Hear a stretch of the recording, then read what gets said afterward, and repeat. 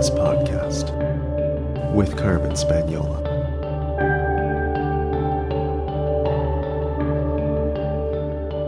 Hi there, and welcome to the Numinous Podcast, where we have interesting conversations with everyday folks about the mystery of life.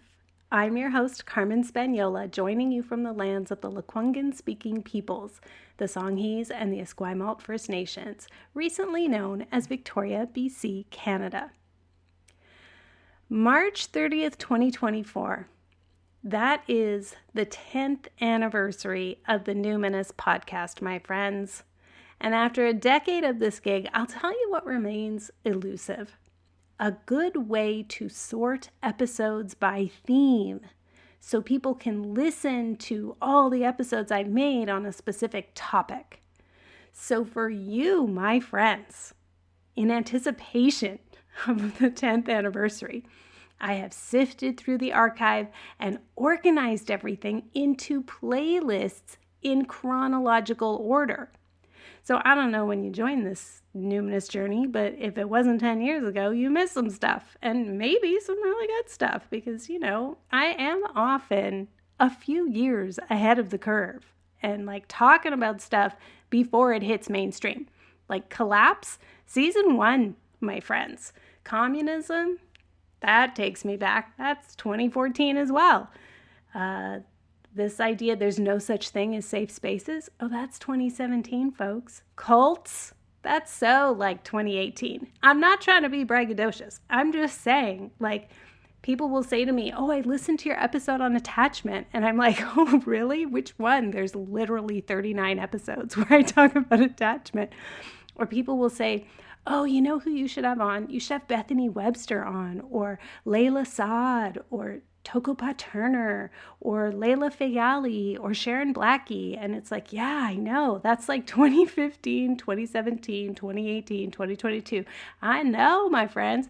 Again, I don't mean to be rude. And I love, people who can make a introduction for me to a new guest. Of course, that's great.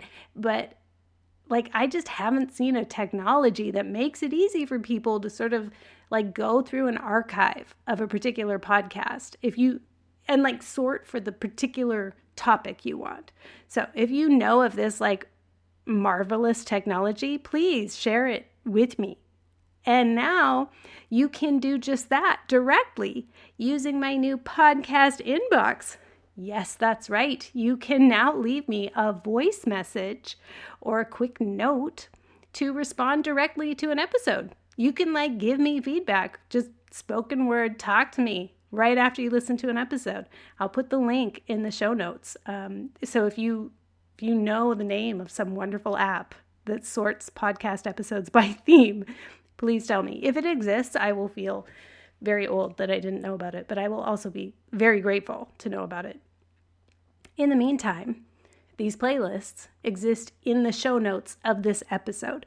There are 14 Numinous Podcast playlists in chronological order, so you can catch up on the back catalog there. Now, caveat, obviously, I was a different woman 10 years ago. Some of those episodes are probably pretty shitty. I might even be a little embarrassed of them. I don't know. I never listen once it's published. You be the judge. But bear in mind the person I am today. So there may be cringy parts and parts that are uncomfortable, but hopefully it's uncomfortable in a good direction, because look how it's going. This is the ultimate how it started versus how it's going living meme. That's me.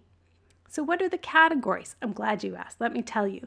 The first one I've got is the category of intuition, spirituality, and the mysteries of life. This was the biggest catch-all I could think of to encompass when I was creating this podcast. How can I talk to everyone that I have in mind that I want to talk to? I had this short list, it fit on two hands, but I was these are all the people I want to talk about, all the stuff I want to talk about. I guess it kind of generally goes into, life. So if I really hone in on over 200 episodes, there's 84 in this playlist, starting with episode number 4, Love and Angels with Robin Arnold. That's the very first one about intuition, spirituality, all that. As I scan the list, it's like, oh yeah, episode 53, Astronomy's Mysteries with John Reed. I love that episode. It's 2015. First time we talked about the Fermi paradox. If you don't know what it is, listen to that one, man. Blows your mind. It's going to stick with you for a while. Oh, 73, episode 73 with Charlene Spretnak on reclaiming pre-patriarchal goddesses. Listen to that one to hear me terrified, because I'm like, my knees are knocking, because I just was, I mean, it's happening to me now. I got tongue-tied, just so like wide-eyed admiration for Charlene Spretnak, who's a woman of like towering intellect and the depth of her body of work. I love her. And that one was funny too, because at the end of the episode, she was like, these were great questions. That was good. And she said to me, you know, you're a really interesting woman. Like the way she said it was like she really didn't expect me to be. Anyway, that was the best compliment I've maybe ever received, right? Praise from the praiseworthy is beyond all reward. So when Charlene Spretnak says, you're interesting, with kind of a question mark at the end, that is a great compliment to me. Ooh, actually, and shortly after that, episode 77, Digging Deep with forensic archaeologist Juliana Kabaltok, 2017 also. Man, that episode was a gut punch. Bit of a, content warning for that one, but wow. She was talking about the burning times in Europe, and she's a forensic archaeologist. It's like kind of grisly stuff. This is like pre-true crime podcast era, really. Serial was I don't know if Serial was like as huge in 2017, but anyway, it was the very early days of that. It isn't true crime in the sense that I'm like not doing investigative journalism or anything, but I thought it was a very fascinating conversation. Ooh, 2018 also. Here's a shout out to Leila Fegali. Episode 101 was the episode with her on ancestral medicine in 2018. And here we are, 2023, and her book is coming out, The Land in Our Bones, Earth-Based Pathways to Ancestral Stewardship and Belonging in Diaspora. Fascinating, so great. I knew her when. Episode 102 with Sarah Selecki, I loved as well, A Radiant Shimmering Light, back in 2018. We were like, poking fun at white lady spirituality all the way back then. Sarah Faith Gottesdiener was on in 2019, episode 127 with Moon Magic. That was a great conversation about capitalism and everything. I mean, friends, I'm looking at this list. I've done angels, Sufism, remote viewing, palm reading, sigils, hoodoo manifestation, Hecatean witchcraft crystals, Norse ritual animism, anti-fascist folklore, flower essences, numerology, Chinese astrology. The list goes on. Okay, so that's just the first category. The other ones get shorter. This one's like a little over half as big. Second category is attachment, human relationships, parenting, families, and cults. I put them all together because they're about like complex relational dynamics with humans, right? But the early episodes, first and second season, where I'm talking with Monique Grace Smith on ceremony and sacredness with children. Of course, Monique has gone on to do several best-selling books, including the youth adaptation, the young adult version of Braiding Sweetgrass with Robin Wall Kimmerer. So, conscious parenting with Colleen Adrian, that was super interesting. The next playlist is Voices of the Global Majority. So, do you want to know how I learned how to interrogate whiteness? I invited like these 43 people on, 43 episodes. One of my favorites, Aftab Irfan on Safe Spaces, where basically there are no safe spaces. That was awesome. Right soon after that, episode 68, I interviewed Janet Rogers, who was Victoria's Poet Laureate, and she was talking about art, history, and strong women. She's a Mohawk woman. Oh my God, listen to that episode to hear me, like terrified to make a mistake, just constantly fumbling over my words and using colonizer language, and she like very patiently, compassionately, gently correcting me. It's super embarrassing, but I think a really good example of making mistakes in public and letting them live out there on the internet for everyone to learn from. And then right after that, I interviewed Tiffany Joseph on land, language, and everything important. And that was another gut punch. I asked her a question and she was like, so you're asking me to teach you how to treat me. And my friends, that was such an arresting thing to hear. I have never forgotten it. I live my life by it now, listening for all the ways in which my whiteness blinds me and causes me not to hear how I'm putting it on people of the global majority to teach me how to treat them. It's so embarrassing once somebody just highlights that for you. Anyway, that interview, I was like, so we're friends for life now. Thank you for being so honest with me. And she is still a lovely person in my life. Queer Nature with Pinar and So came shortly after that. Oh, love that episode. Great answer to what identities do you lead with. So there's 39 episodes that are attachment related. The next category, oh, you know what? Did I say this? Yeah, the next one that was so good in the Voices of the Global Majority was Desiree. I shouldn't say the next one that was so good. It's just one that stands out to me was Desiree Adaway talking about time as a tool of empire. That's episode 186, pretty recent. And then right after that, I spoke with Velda Thomas, and why do I love that episode so much? It's so tender. It's such good storytelling. Her voice is so alluring and calming. Oh my gosh. It's like a good comfort listen. Episode 187 with Velda Thomas. So then the next playlist is Collapse, Dismantling Systems of Oppression, and Revolution. 52 episodes to radicalize you, my friend. The one it's kind of a must listen, a classic, I think, is episode 55, How to Build a Lifeboat with Nicole Foss. Now, since this has aired and since COVID, Nicole Foss, unfortunately, kind of another one bites the dust with the whole anti-vax conspiracy stuff. But anyway, I think that material still stands. I still live by it. The next category is grief, death, and mortality. Now, I touch on this in many different episodes, but there's 14 I've selected that are particularly emblematic. And the one that really stands out to me is fairly recent, Love Notes to Grievers with Angela E. Morris, because we talked about female friendship breakups. And that was people were like, whoa, about that one. I really appreciated being able to talk about something that's kind of shameful, or at least has been shamed in society, and just be honest, God, sometimes you do everything you can and it just doesn't work out.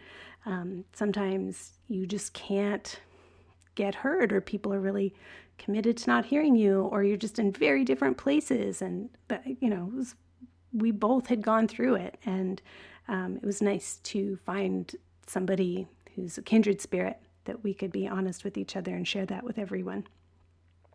The next category is midlife and perimenopause. I know many of you are here for it. You love it. There's 10 episodes. Go to town. That's a great one. The next playlist is creativity, business, and practitioner skills. There's 27 episodes of people just kind of doing cool shit. I guess I didn't really know where else to put all these people, but I don't know. It's people, we talk about business, we talk about marketing. A real standout there is episode 71 with Kelly Deals on the female lifestyle empowerment brand. I think everybody should listen to that. A bit of a sleeper hit in here, hit only to me, is episode 167, Lessons I Learned from Ira Glass, Roxane Gay, and the Making of the Spirited Kitchen. I share the wisdom of Ira Glass and Roxane Gay. I think everybody should listen to that. It's a good one. The next playlist is Land, Nature, and Animism. These things cross over into other areas, right? I think, for instance, Sophie Strand's episode 205 there on Mary Magdalene and miracles. The land stuff is more kind of how Sophie answers questions about identity or grief, rage, those kinds of things. The next category is astrology. Astrology is not in the intuition category. It's not in the mysteries of life. It's in its own category. And I think if you listen to them, particularly episodes with Eliza Robertson, you will hear why. There's an interesting episode with Eliza there, episode 178, on writing with the stars and magic with the muses. Love that. And of course, that contains the Astro Magic mini-series where I invite all these different astrologers and share with people, this is my spiritual practice. This is what I do. My planetary magic, my astro magic is sort of the central feature of my spiritual practice. So there's 8 different amazing astrologers, incredible, excellent material in the astrology playlist. The next playlist is Somatics, the Body, and Healing Journeys. And, when I go way back, there's just some gems. I haven't listened to this since 2014 when it came out, or 2015, 2014. But episode 43, Miss Rosie Bits on Feminism, Burlesque, and Self-Expression, or Learning to Love Your Jiggly Bits. Come on, that sounds worth listening to again. I also think going back in the archive to listen to Rachel Maddox in episode 94, talking about mapping reclamation, that's just perennial wisdom, man. Very popular episodes in the 168 and 169, kind of getting up into the bigger numbers. 168 was Somatics for White-Bodied Folks Recovering Ancestral Wisdom with Marika Heinrichs. Very much worth listening to, especially if you're considering getting more into ancestral veneration practice and her trainings that she does now. I mean, listen to that. You're going to want to train with her. And Sophie Macklin on anti-fascist folklore and ungovernable bodies, one of my favorite and most popular episodes of all time, episode 169. I mean, listen to it. She's so charming, and also it's helping to make us anti-fascists. We love it. Tiny category here, little playlist of 3 episodes on poetry. Mainly just because I love these people who love poetry and who write poetry. And I want to give a shout out to myself on episode 147, Taking Creative Risks with Tom Hirons. I like my editing in that episode. I have a special category close to my heart, a playlist I'm calling Elder Wisdom. There's 11 episodes there, and the heart of that playlist are the 3 episodes that feature my dearly departed spiritual friend and mentor, Michael Phillips, my Quaker friend. And I always say every year I'm going to re-listen to those, but I don't know if I'm ready to be that sad all in a row, but I would like to hear his voice again. Maybe I will.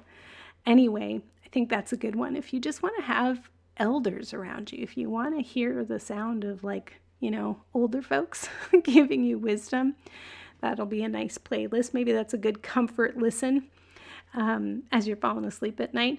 I do want to highlight, though, there's a very exciting one, episode 155, Growing Great Pumpkins with BC record holder Dave Chan. This is what I want to do in my retirement, my friends. I want to be like Dave Chan with his scientific exactitude and his enthusiasm and his willingness to follow a passion to the nth degree. I want to do it with pumpkins and roses and growing my own Christmas trees. So anyway, I love that playlist. If you're just here for the Ruben Anderson experience, which, let's be honest, I mean, this has been true about Ruben since he was a much younger man. Women of a certain age have a particular affection for Mr. Anderson. And now that I am a woman of a certain age, I mean, I've always known it about him, but, it never ends. The women of all ages love Ruben Anderson, but I see as he becomes more and more of a silver fox, this attraction isn't going away. This is what I suffer as his wife, and it's fine. It's fine. I mean, who can blame people? He's a pretty cool guy. Anyway, if you're just here for Ruben, there's 12 episodes that I know of. There might be more, but these are the ones I can remember.